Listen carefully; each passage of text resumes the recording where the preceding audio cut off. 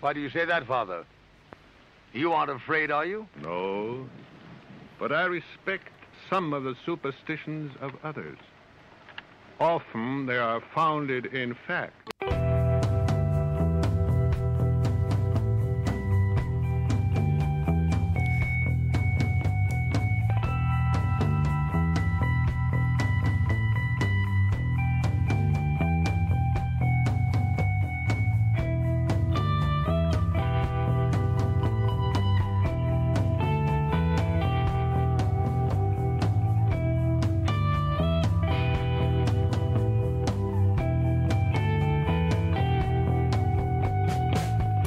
Broadcasting from our Sanctum Sanctorum in Venice, California. This is the Sixth Sense Society. I'm your host, Krista, here with our producer, Michael. And today we welcome on the show Solaris, who I've known for many years. She's a wonderful astrologer, tarot and oracle card reader, and also an associate marriage and family therapist. She is recently doing a show, interviewing people on a show called Outrageous. It's an LBGT docuseries available on Amazon Prime. And we're going to find out even more details about what she's up to. But the main reason for having her on the show today is to talk about astrology and relationship. It's a wonderful topic, and I can't wait to delve into it. But before we get started, Michael has a few announcements. Hi, everybody, and welcome back. And we're glad to have you guys along again for the ride.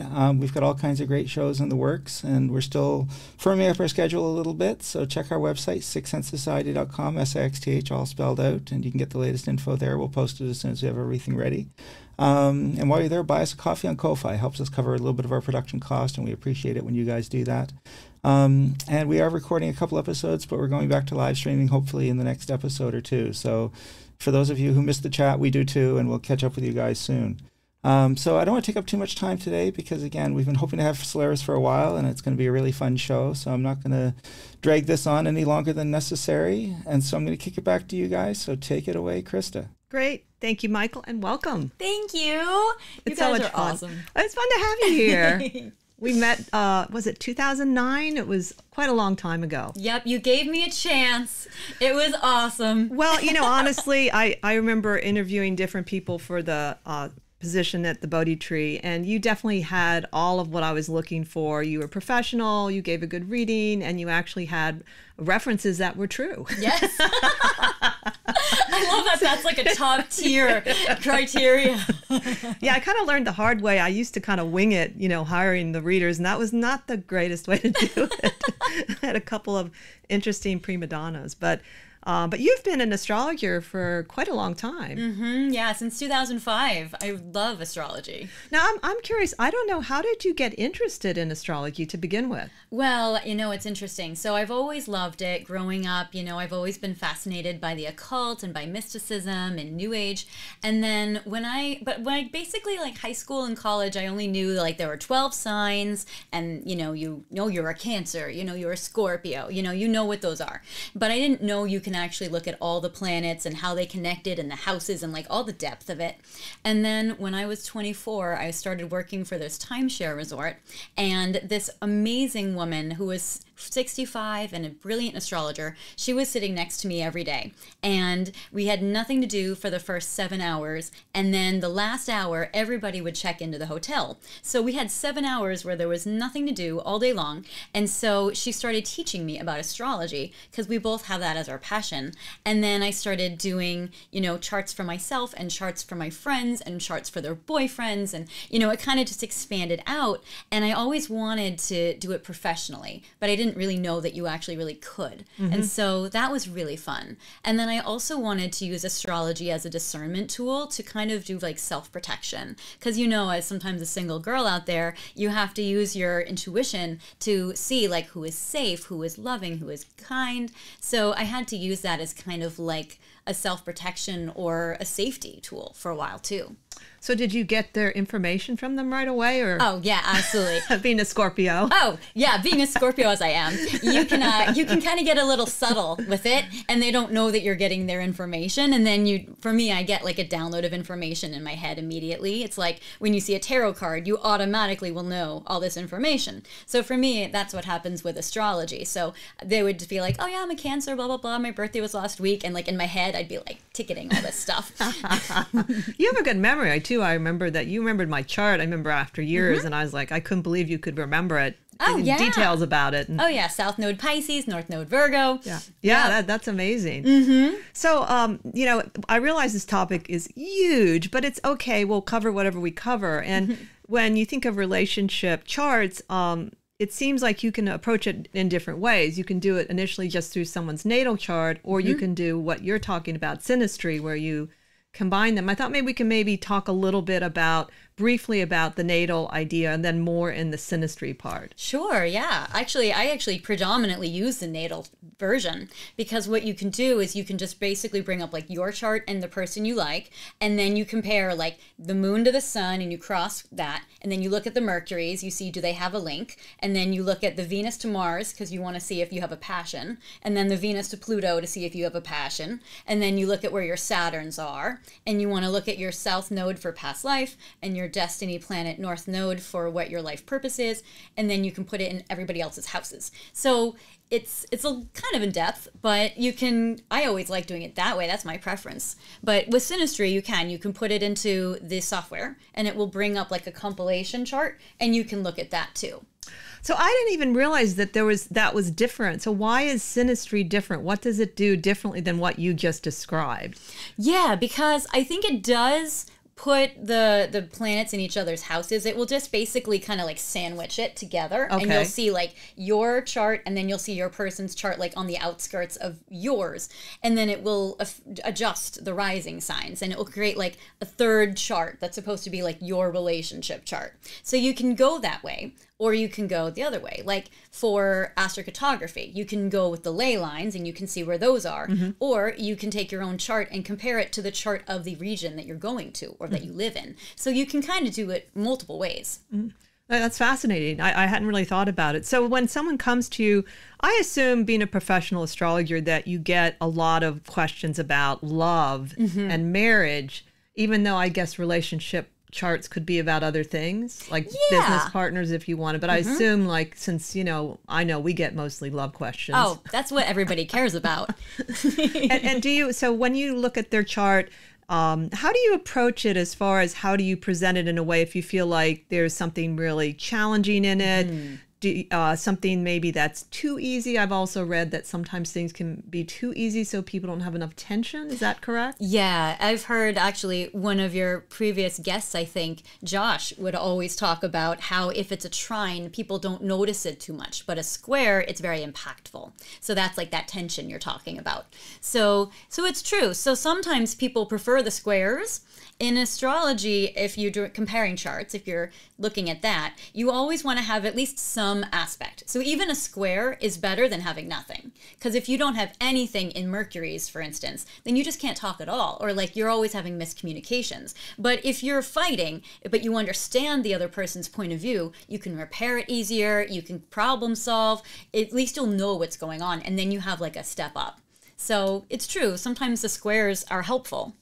Now, I hadn't really heard before about the Pluto-Venus, and that's interesting too. So what would be an aspect that would be maybe a positive aspect of Pluto and Venus versus a challenging aspect? Yeah, so usually with Venus conjunct to Pluto, they look at that as being a grand obsession or a grand passion. So it's usually like if you're going to see, am I going to fall in love with this person? You would look at Venus, the planet of love, and Pluto, the planet of power, or excessive, so even though Jupiter's a little excessive too. But you would look at like the intensity or the power of it. So the power of the love that you feel. So I feel like any aspect is good, like a trine or a conjunct or an opposition or a square. But if there's no aspect at all, then it might not help. And it actually adds to the sexual attraction. So say you don't have like a Venus-Mars link, if you have a Venus-Pluto, that can make up for it. Interesting. That makes sense. Now, I have an old friend used to say that if you looked at a woman's Mars, it would be who the kind of person she's sexually attracted to. In a man, it would be their Venus. Do you agree with that? I do. Yeah, I do. And then with a woman, you can also look at the Sun and the Saturn, because all of those are, if you're someone interested in men, then you would look at the Sun and the Saturn and the Mars, because those are all masculine energies. But yes, for a man, you would look at the Venus and the Moon, because that would be like the feminine energy or the woman energy. Now, are you familiar with Carl Jung's look at marriage charts in his book on synchronicity? Ooh, no, tell me. Well, I'm going to ask you a couple questions on it based on it. I have a hard time reading. It's very statistical, and he didn't finish it. He basically took how many? It was like, I wrote down, it's like 483 marriage charts, and then so it was 966 horoscopes that were randomly obtained, and he looked at them statistically to see if there was some astrological correspondence. And I think he didn't finish his studies, but he did see a meaningful connection between, I think it was moon conjunct moon, moon conjunct sun, and moon conjunct the ascendant for marriage. And he said marriage was different too from like a love affair. Yes. Yeah, no, definitely. So for me, I would look at the 7th house for marriage, but the rising sign, like the ascendant, I could see the moon being emotions and the sun being self, and the ascendant being like, that's how you can connect in a dynamic way with someone. So if you do have someone like, let's say, like, for me, I'm a Sagittarius rising. So if somebody has a lot of Sagittarius planets, it would be in my first house, my ascendant. And that would mean I would have a very strong, like, dynamic connection with them, which can be passionate. But I would say that, yeah, usually I would look at, like, 7th house. And then you can also progress a chart and look at the marriage moon. So if you progress your chart and you look at your marriage moon, that would be if your moon is progressed in Aries, Cancer, Capricorn, or Libra. So a cardinal sign. And that's when the relationships that you'll be in for about a year and a half will be in that, or actually, you know, it's going to be longer because it's 30 months. But in that 30-month time would be kind of in like a marriage or like a fixed like a way. Whereas if it's a progressed moon in Gemini, you may not be having a commitment, or the people you date might not be very like relationship focused at the time. I have not heard of the progressed marriage moon. So I forget, how long does it take for the moon to progress? I know that you can get like a whole cycle, and I've gotten that done, a report before, but I've forgotten how long it is. Yes, so it's cool. So basically there's 30 degrees per sign, and the moon will move 1 degree per month. So there's 30 months before it moves from one sign to the next sign. So you're going to be in a cycle for about 30 months at a time. Ah, and I've never heard it called the progressed marriage moon. That's very cool. Yeah. So there's definitely a lot of ways. And yeah, I've heard the 7th house. Like when Jupiter transits through there, that's very promising for relationships. Saturn can give you like angst, but it could also give you commitment, because that's a responsibility planet. So yeah, there's so many ways. And so meaning the 7th house of that person's natal chart. That could be important. What about the rulership connected to the 7th house? Would that also be important? What was going on if it was ruled by Jupiter or by the moon or something? Would that also be important? Yeah, I think so too, because I think it definitely connects.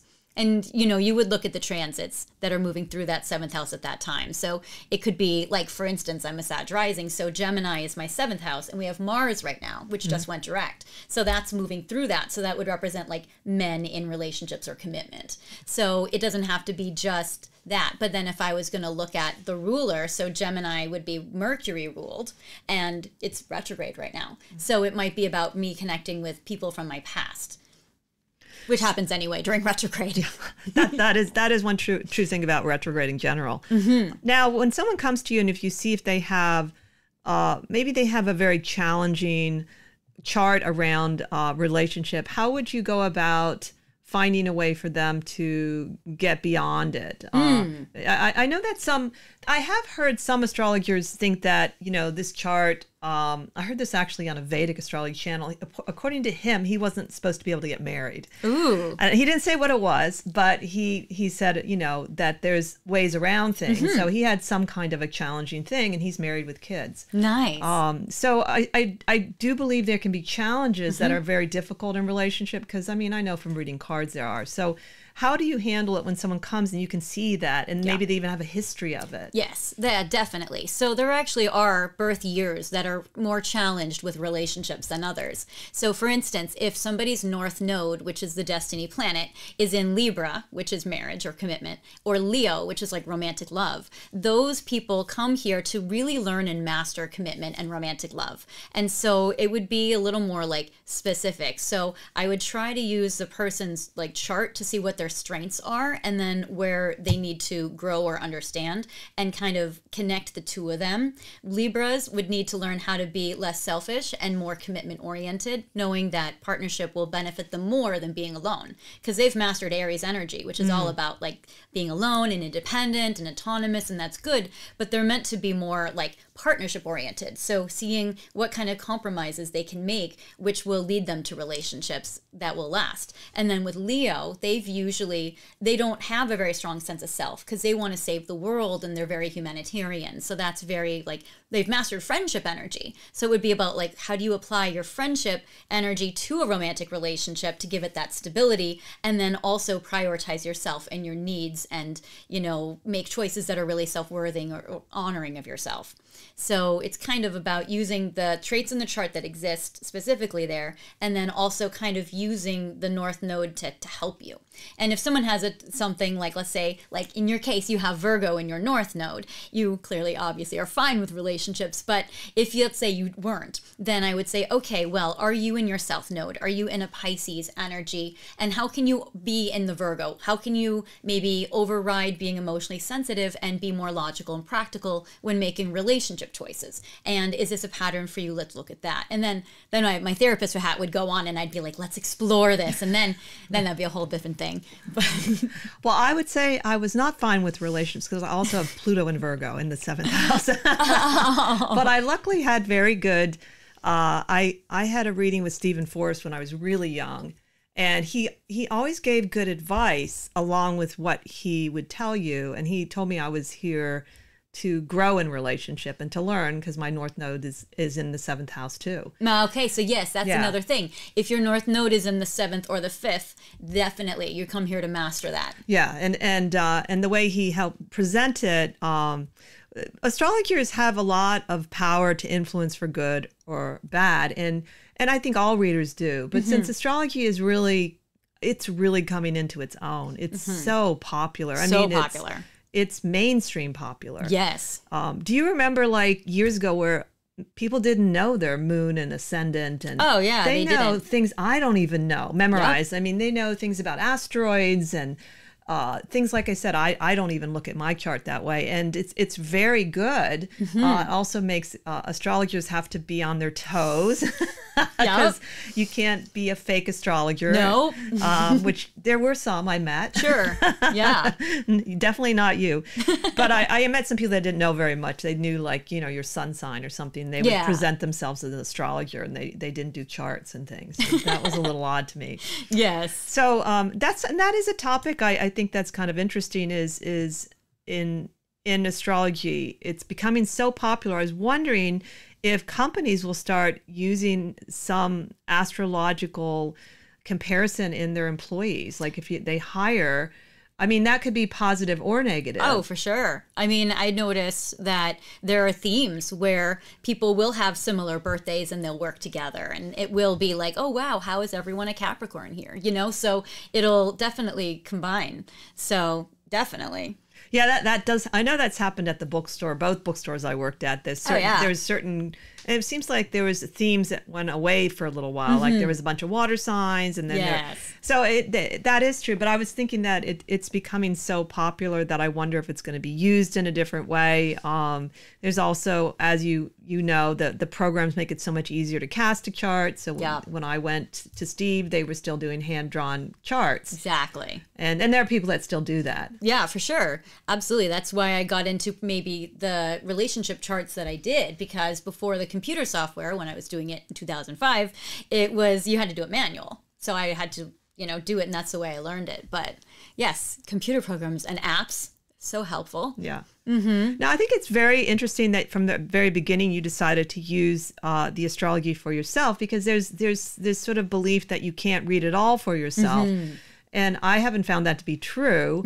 I think we have biases, and it's often good to go to someone who's an expert. You can do both. I mean, wouldn't I want to go to an expert? Like, I can take care of my health, but still need to go to a doctor. Exactly. And that's how I look at it. So have you found it to be helpful? What are the things that you look for yourself that you feel help you in at least attempting to meet someone that is compatible with you? Yeah. So I completely agree. I mean, I'm spoiled in the fact that I get to be around the best psychics ever. And so if I'm like crying in your reading room, you will help me. So I'm very, very, very lucky. And then, you know, with astrology consultation, it would be like Josh or Brad or something, because they're very genius about that. So that was helpful. But yeah, I definitely consult, you know, different readers and psychics, because when you do it for yourself, the problem is that you can be so biased or have your wishful thinking. It's hard for you to remove your own wants from it and get the clarity you need. Or you'll see it and it'll be very inconvenient and you're like, I don't want to know that. So that is hard. Yeah, no, it is.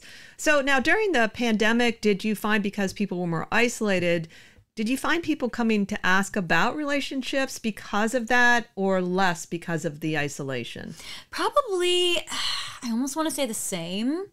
I know that there are waves of time where people are more needing help, but I think in the pandemic it was a little bit more the same. I've noticed that it did change the way people would have relationship problems. Like, either they were in a serious relationship that was live-in, like marriage or relationship living together, and then there's the stifling, or you're getting on each other's nerves, or you feel oppressed with your person, or you're never able to see them because you're quarantined and they're far away. So it was kind of like a few very specific scenarios.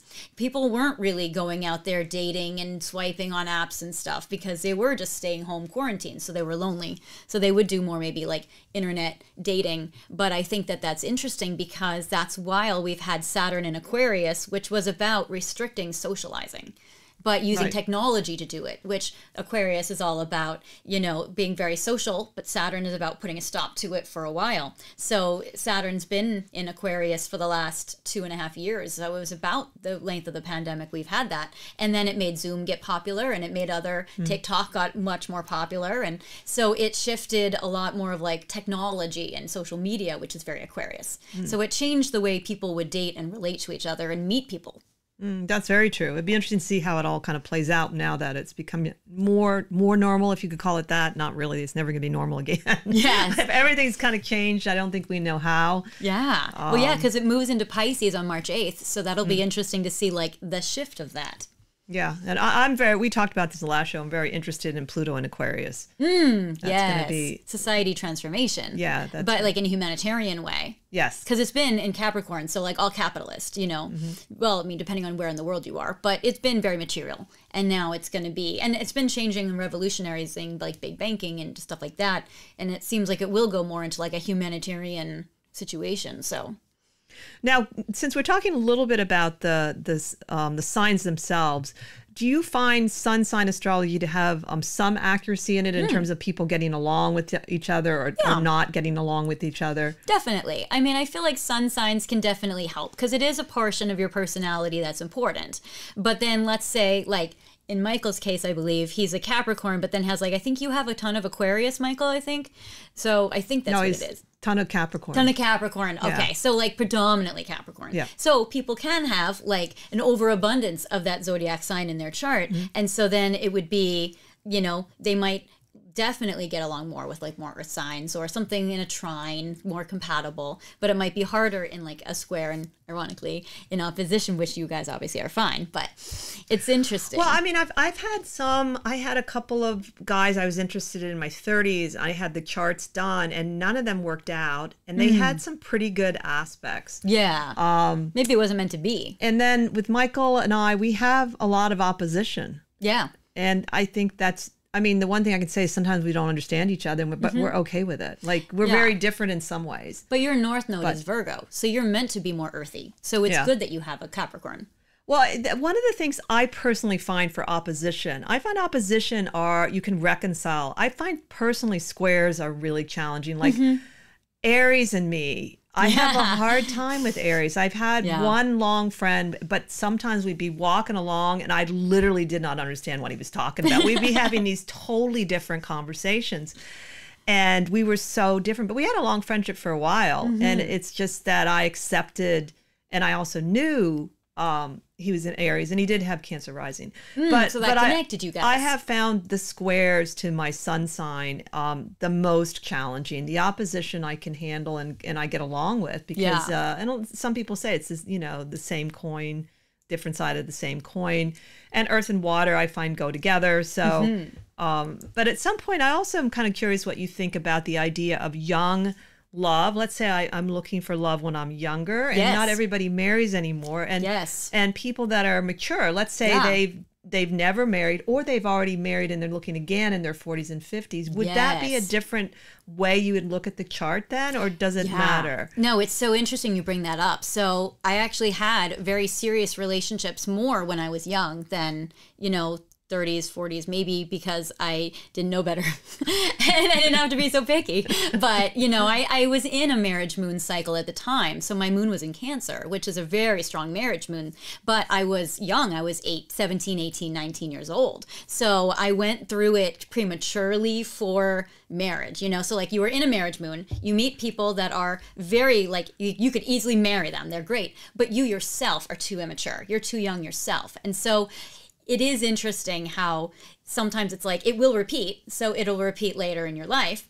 So, you always kind of get multiple chances. But that's what I kind of like about that, it's in the 4 signs. So it's like Aries, Cancer, Capricorn, Libra. So it's like you're every few bits of time, you're going to have another one kind of come around again. So those are the marriage moons, those are the ones that are associated with marriage moons in the progressed chart? Yeah, those are usually the ones where you'll get married or proposed to, or your connections will be like, all right, this is a very strong potential for marriage if, let's say, both of you guys are evolved and you really choose to go forward with it. So it's whereas, like, let's say, like in a Gemini moon, it might not be as committed, or a Pisces moon could be very like fantasy based, but you don't really get to be with them for real. Or an Aquarius transit moon would be, okay, well, this is going to be a best friend. Hopefully it can turn romantic, but maybe they friend zone you, or that kind of thing. Is it because they're cardinal signs? Aries, Cancer, Libra. Yeah. That's really fascinating. I've never heard that before. There's so much about relationship. And then also what I'm interested in a little bit more now is how you can see relationships with family members in natal charts, like your grandparents and siblings. And so again, that idea that you could almost say astrology is all about relationship, basically. Oh, absolutely. That's what I feel like it is. Yeah. But yeah, no, it's true. Like I've noticed in people's charts that come in, if they have a 5th house of love and children is a zodiac sign, that could be like when they get pregnant or when the child is born. So it is interesting how it kind of lines up where you can see like your kids in the chart. And then sometimes you can also see events that happen with your parents. So it is interesting. And then other transits that could be associated with commitment. You were saying earlier, Saturn could be one. Yeah, Saturn is a strong one. Jupiter is a strong one. And then which house your progressed moon is going through is even a big one. So that can also help. So yeah, we definitely, and Venus moving through the 7th is just lovely. It's a sun moving through the 7th, or even the moon. Sometimes it's like, it's that 2.5 day window of like, this could be when they ask you out, or when they commit, or when you go on your first date with someone that you have a commitment with later. So it kind of can plant the seeds for later as well. And that's interesting because that's fast enough moving that you can see how you feel every year during that time. Yes. I learned this, I forget who it was, I think it was one of these goddess books, and they told you to watch your moon going through your chart and see what happens because it's so fast. And I discovered I would pick a fight with Michael when the moon was in Aries. Yes, absolutely. And it was almost always. And to the day. And it was really helpful. Yes. So then I worked with that more. I thought, okay, it's an Aries moon and it's not a problem anymore, but it was really good advice. Oh, it really is. Because if you're knowing like, okay, this is just a mood, this is a temporary thing, you can just kind of do lots of self-care and like remove yourself for a minute. So that's so true. And that's another thing with astrology too, from what I understand, is it's somewhat like being born a woman or being born of a certain race, is that you can overcome obstacles or astrological propensities. Like if you have, and not blame them, which some people, well, I do this because I'm such and such. And I feel that's kind of a victim thing where most esoteric teachers teach you, well, no, you can rise above whatever for sure the weaknesses are, as long as you know what they are. Yeah, at least they have a start where they're like able to identify it and they're not in the dark about it. But then, then they can choose to self-improve. Now, the one thing I have to admit that when you get involved in astrology, even like in my case, I don't want to really do people's charts, but I've read a lot and I like to look at my own. I got away from the importance of the sun sign. And it was, I think I was reading Demeter George's book on astrology for yourself. And I went through almost the whole workbook. I can't believe I did that. And it's really helpful. But the way she talks about the sun, it made me realize how important it is. Yeah, definitely. And I went back to thinking about what the sun is, and because she says it's even connected to your purpose, and that's a whole nother topic. What is purpose in the astrology? But she really goes on about it in such a way. It's really beautiful, actually. I can't remember some of it. And she reminded me that that's, your sun sign really is important. And so even like for me, knowing that and also what's aspecting it can really help in your own evolution with relationships, whether it's yourself or with other people. Yeah, absolutely. That's very true. Because it is, I feel like people's sun sign, it really will start to put like certain characteristics there. But people get confused. So like say they are, a sun in Leo, but they have all these planets in Cancer. They may be like, I don't know if astrology is right because I just don't feel like a Leo. And they wouldn't, because they still have some of those Leo traits, but they would feel like they really identify more with the Cancer. But it doesn't negate the fact that the Leo is there, and they probably would still like to be on stage. So, I actually recently talked to someone that has Pluto conjunct Leo in the 12th house. Oh, wow. And when I told her a little bit about what I thought about, we were just having a conversation. It wasn't an astrological reading at that point. And I said, wow, that's intense. And she said it helped her because she never felt like the traditional Leo. Right. And I think that, when we talk about relationship, of course, it all begins with you and knowing yourself so that you can then pick good relationships for yourself and know what kind of style you are in love. Are you a kind of person that's a homebody like I am? Do you like to go out a lot? All these things matter for long-term relationships, I think. Yeah, definitely. And it's interesting when she wouldn't identify as a Leo, even though her sun and her Pluto are so strong, because the 12th house is about hidden things. So she might hide it, or it might not be the like in your face kind. So it's like she still has those qualities, but it might present differently. Yeah, exactly. So I was going to say something else about relationships. Just went out of my head now. I can't remember now. Well, okay. So getting back to the idea of working with people's charts professionally and helping them along the way. The other thing I'd be curious about, since we're talking about the progressed moon, I am curious is if when their sun progresses, which is much slower. Yes. Would that matter at all? Is that more of a kind of a extra thing you might look at if somebody had a specific question that wasn't answered by the immediate chart? Yeah, I would say that can definitely indicate kind of like you said, a longer cycle, but it would represent where you're shifting themes. So if you were, with you being a Cancer, it would eventually at some point in your life, it would progress into Leo. And so it might be that like the events in your life surrounding it are a little different. Maybe your relationships or how you connect to relationships are a little different. And then when it progresses into Virgo much, much later, it would be maybe like a shift. People have this happen if they maybe divorce and marry someone else. It's like they've changed as a person now, and maybe now they're attracted to something else because they're in a different section. Or maybe like life throws at them events that lead them in a different direction. So, and people can change jobs, or, it's kind of like their own feel kind of shifts. Or maybe it's like you add that new progressed sun to your own chart. It's kind of like it gives it a little extra, either like diluting of something or adding a little spice of something. So it just changes it a bit. And then tell the audience what a progressed sun is, how that happens. So basically it talks about with the ephemeris where you have a chart that kind of changes over time. And so a progression is when you're seeing where your chart kind of evolves to. So it's kind of like an evolution, or it's kind of like where life events are going to. I guess I think it's hard to describe. And then is this correct? The sun progresses 1 degree a year, so it doesn't happen more than maybe 3 times that you would progress into another sign? Right, exactly. Depending on where, like if you're very, very early Cancer, you still have to go through like all of the 30 years of Cancer. And if you're like late almost Leo, then you would quickly move into Leo, but then be there for a long time. Right. That makes sense. Yeah, there's something to that one too. There's some things astrological. For me, I just look at the experience and see what really is working for me with everything. And the progressed sun seems very powerful. It is very powerful, yeah, because it does kind of like shift your, maybe, I wouldn't say maturity level, but it does. It shifts something within that makes it be a little bit more extra. Now, something I did for fun recently, and I'm wondering if you've ever been asked this as a professional astrologer, can you look at a relationship with a dead person with somebody's chart if they feel a connection, and not necessarily romantic, sure. Like let's say they're an actor and they started dreaming about an actor that's dead and they don't know why, and then they find out they have some similarities. Have you ever looked at it that way with anyone, or do you? Oh yeah, because I mean, your astrology chart is your chart. You don't have to be alive to have the chart. So it's the same.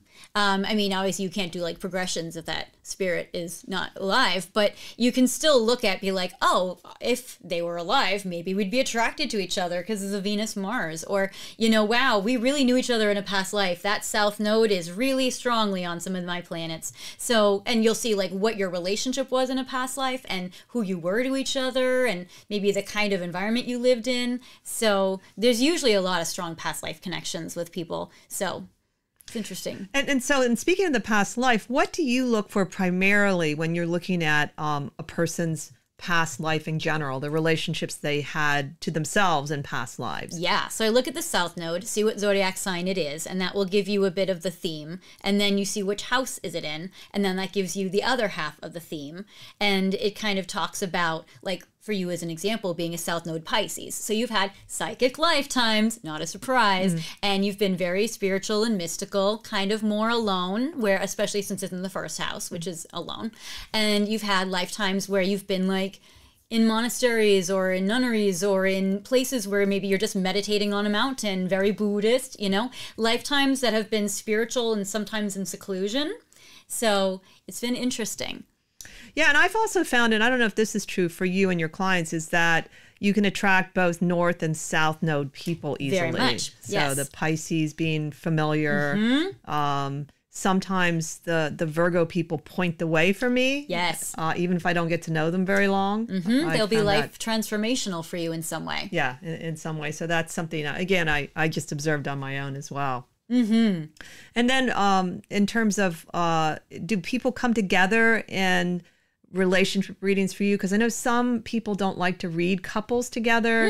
And do you like to, if they say we want to look at our compatibility, do you ever do that? Does it happen very often, or is it usually just one person asking about someone that's not there? Well, I don't personally have a preference because I'll give anyone a reading, but the challenge that I've noticed is like the delivery of it. Usually if a couple comes in, it's very rare that both people are equally as enthusiastic about knowing. Usually one person's dragging the other one in and they're like, tell me. And then I have to, as a reader, look at it and be like, are they trying to trick this person into something? Like, are they trying to figure out some information that they don't know yet, or are they just trying to look at like what will happen in the future for them?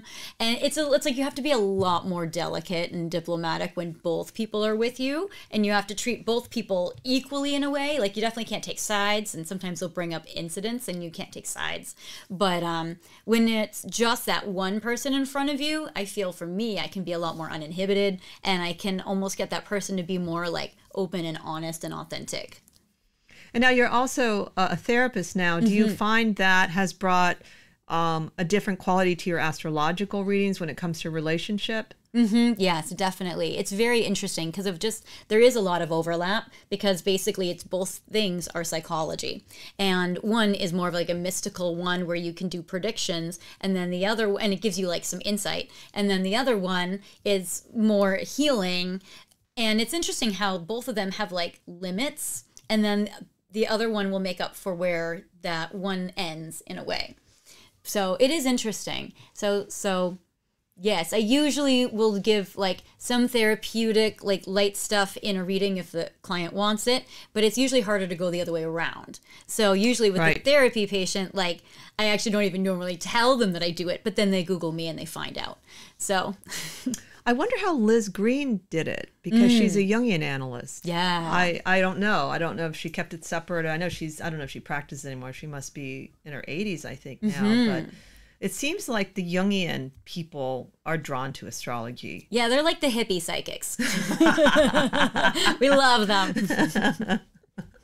I think that I appreciate that people sometimes see that readings are therapeutic for them, but I always tell them myself, since I'm not a trained therapist, that I'm not a trained therapist. I tell them I have limitations, and that one is legal, but two, it's you're right, they're crossovers, but there are some differences. Yeah. And like in astrology and tarot, you can say things you just can't as a therapist. Exactly.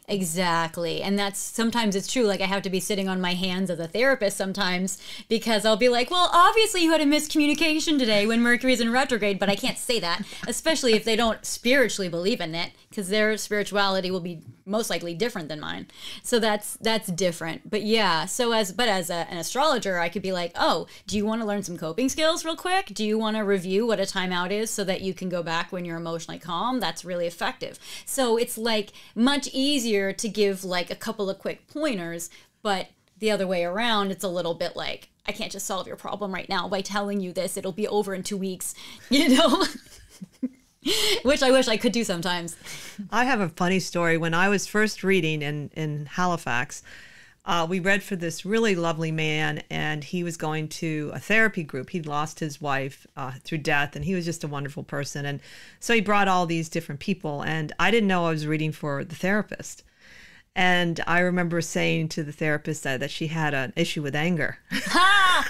That's amazing. I probably would not have said that if I thought... But I said it in a way I normally would with a client. Right. And the man that referred her to me, he laughed and said it was true. And I'll never forget that, It was just, and I'm sure you, in astrology, you read for therapists are often interested in astrology. Oh, very much so. And tarot, yeah. Yes. So I thought that was really funny. And I think that I couldn't probably become only a therapist at this point. I think having the two is probably pretty cool. Yeah, it is. It's really cool because there is like a little bit of a break, so it's not so just like overdosed on one. So that's good. Yeah.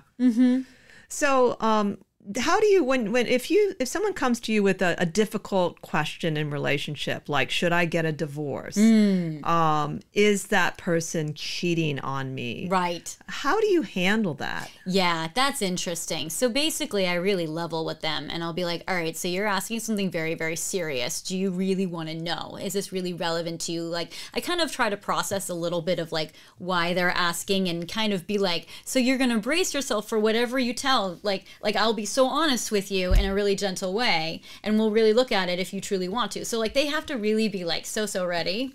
And sometimes they change their mind, or I can even say, like, to answer the are you cheating, the person cheating on me, I can be like, do you really want to look at that, or do you want to look at how you can repair your relationship? So it might be more like that. But if they're like, yes, I need to know, are they, then I'll just look, I'll look at we're using the tarot cards though. So unless they bring in the chart and the person they think maybe the mistress is, or whoever the person is, and then I can be like, honestly, they do have a sexual attraction, or no, the sex is better with you. So, Oh, that's interesting. So you'd need that other person's chart. That could be the third person. That makes sense. Yeah. You have to be able to see that. I like that you ask them, do you really want to know? Yeah, because you have some to people really don't, prepare I think. them. Yeah, because it's a serious, heavy topic, like something that can be really injuring or painful. And I'll even say, you know, like, well, I'll use the tarot cards on it and I'll be like, these are what the cards mean. So for me, when I look at the cards, they're telling me this. However, you know, this is just one answer for you. You may want to find like your own answer, or maybe you can ask your person these questions or observe the behavior of when you're asking these questions or that kind of thing. I've only once had a really scary question ever that I really took seriously. It was, I was working at the Bodhi tree and it was pretty early on. This young woman walks in, it was like noon, and she sits down completely quietly and says, "Am I still in danger?" I'll never forget it. It was like so serious. Yeah. And I was like, oh my God, I said to myself, I have to like see, you know? So, and I remember the reading and I told her basically that she was. Yeah. And I didn't know what had happened. It was a relationship thing. And I said that it would be worse this time and that maybe she could talk her way out of it. Right. And what had happened was, she told me afterwards, her boyfriend had kidnapped her. Wow. And I held her. And so this time it was going to escalate. Right. I was so shook up. I remember like telling her to call the police. And then I called Michael. But it was just, she really wanted to know that idea. And it was really kind of scary. But if someone really wants to know, that was fair, you know? Yeah. And I'm glad I said what I said.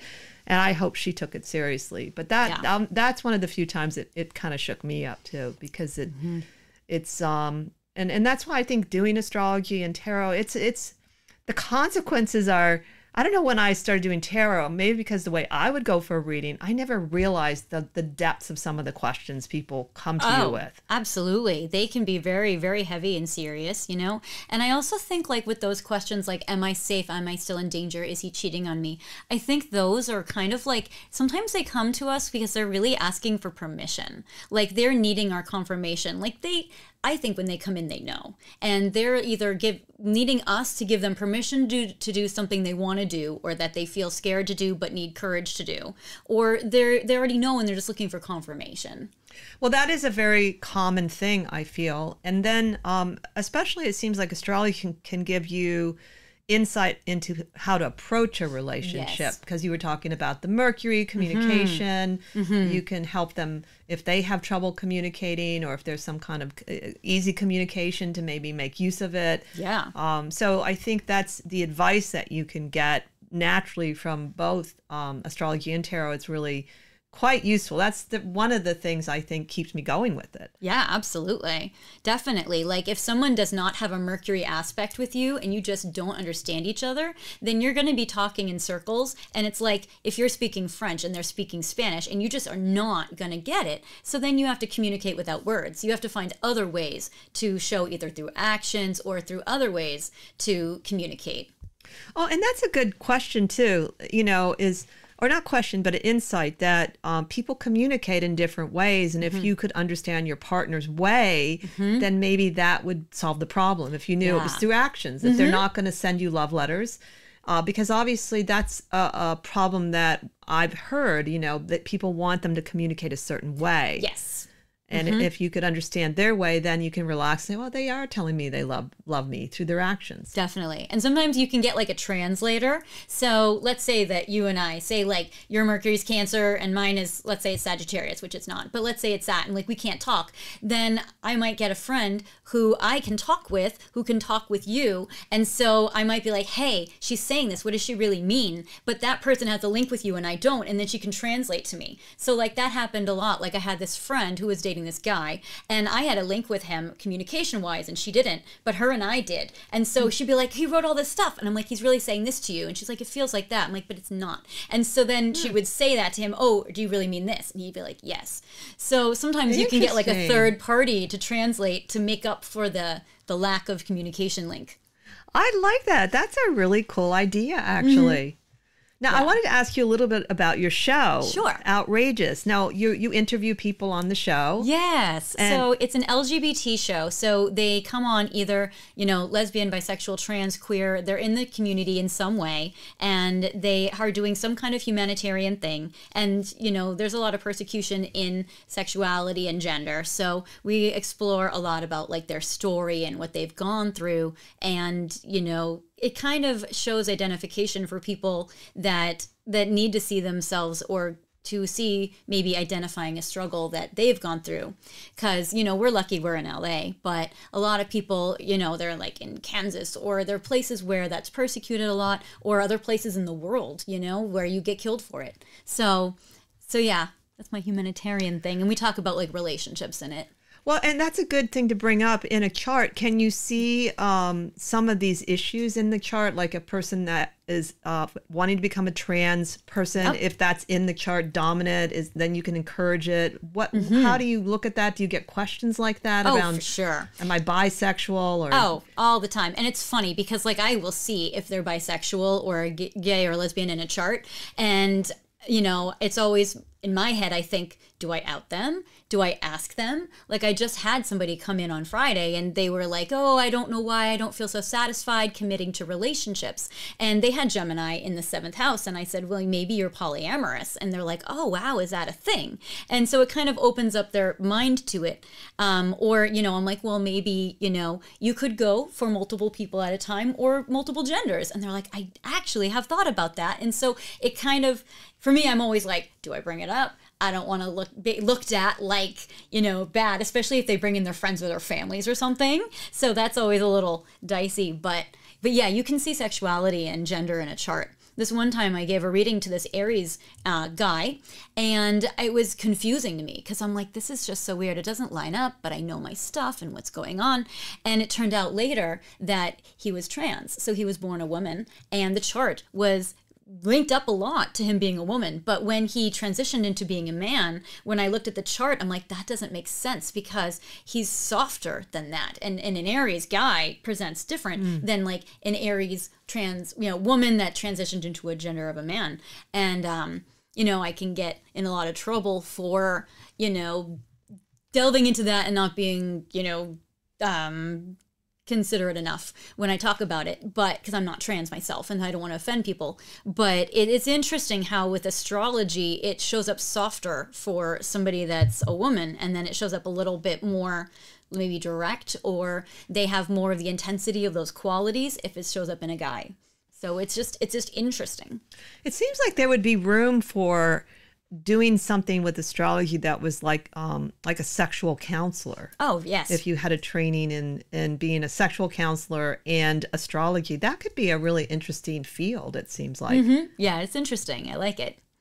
I'm wondering, too, if maybe there are certain transits or progressions that might allow a person to come out of the closet or show who they are. Sure. That would be anything going through like the 10th house, which is about reputation or being in the public eye. So when things transit your 10th house, that's usually like secrets will come out, or people will open up or reveal it, especially if it's like Venus, you know, opening up about love. So it's interesting. Interesting. Yeah, that's right. Because the 10th house is how society also sees you. Yes. Mm-hmm. And I have to think about some people I know and wonder what was going on. Maybe I can find their charts. Because it is I hadn't really thought. I've thought about the sexual aspect in astrology, even though it doesn't seem to be high. I mean, there are some books on it, but when I think about it, it is kind of overlooked a little bit. Yeah. Mm-hmm, definitely. It's sort of a reflection of our culture. Yes. Not of the individual astrologers.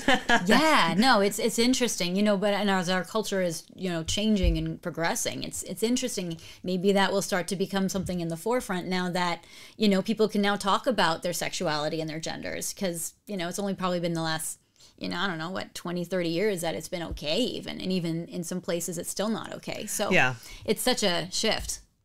Well, I'm wondering, too, I mean, this is a whole other topic, whether or not we're in the age of Aquarius, which I don't think we are. I think we're in the transition. But I think at some point we will just evolve in having no labels. Right. I think we're going to go into this too many labels because we need to. And that at some point we're just going to be humans. And whatever we want to do at any time, whether I want to date a man or a woman or marry or not or be polyamorous, it just won't be a big deal. Exactly. It won't be we won't identify so much with that, but I know we need to now because it's restricted. It's taboo. Yeah. And so it's a growing pain. But that's my Aquarius rising that thinks someday we won't need labels. Right, because it's really kind of derivative from religious kind of restriction or judgment. So I know we still have a few minutes, but I want to make sure that people know how to contact you, and your website is fairyastrology.com. You also will talk about this a little bit. You have a YouTube channel now, Solaris, Fairy, Astrology, and Tarot. And tell us a little bit about that. Yeah, so it's funny. So pick-a-card readings have been around, I guess, for the last few years. They got really popular during the pandemic.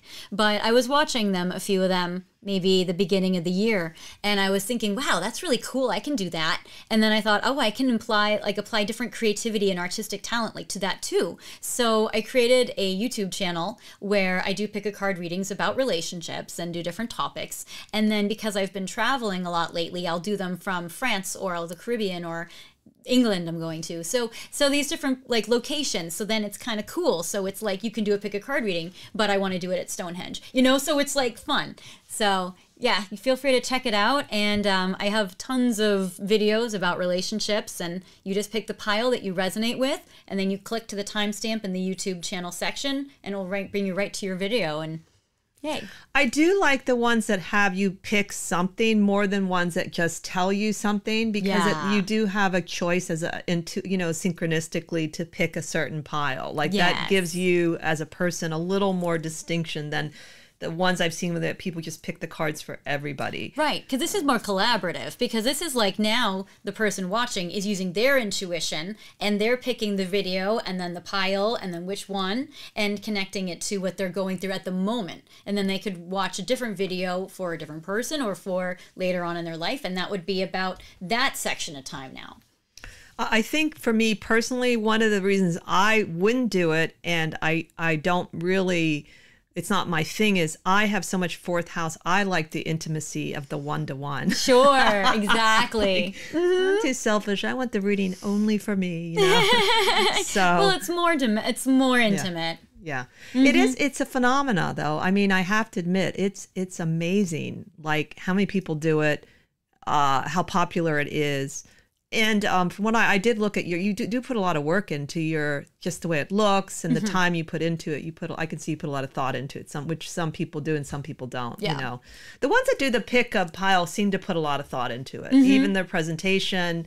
And sometimes they will have interesting questions or themes. Yeah, definitely. So that seems to make a difference too. Whatever, do you pick a theme based on your intuition or more what's going on astrologically, or both? Both. It's so interesting. I've even noticed even my jewelry and my dresses and my outfits correlate to the month I'm doing them. So when in Capricorn month, I'm like, wow, all my dresses are black and burgundy and stuff. So it's even any color choices will even correlate to the astrology of the day.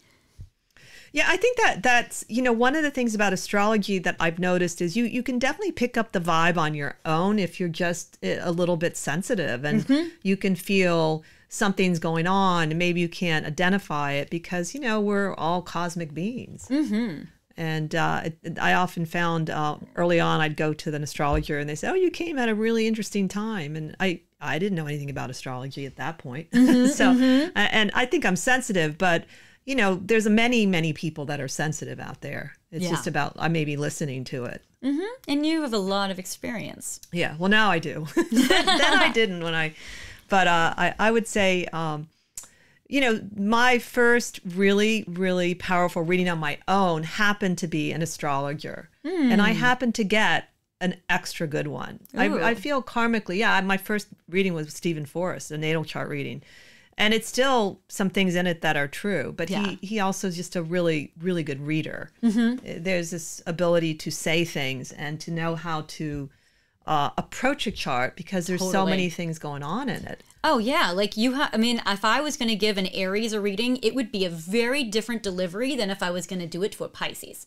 That would just, the way you have to connect and talk to an Aries, you can't bullshit them. You have to be super direct and honest, and they appreciate it. Whereas with a Pisces, you have to be more gentle and more nurturing and hold them, but yet not be so fantasy based that they're not really seeing the truth. So it's a very interesting, changing it to, Yeah, that makes sense. That makes a lot of sense. Well, we'll have to have you back on for other topics for sure. I think that you gave us a lot of different ideas about relationship and some of your own, of course, experience, which we were talking earlier about theory versus reality when being being a reader, what really works. You know, what is it really like to have, you know, Saturn transiting through your 7th house versus what the books say. Yes. So we appreciate you coming on the show, and I'm really glad I met you too. It's must have been a little karmic, because then you recommended me to Mystic Journey. I remember you were working there before me, and that's another place you can reach Solaris is at Mystic Journey Bookstore too.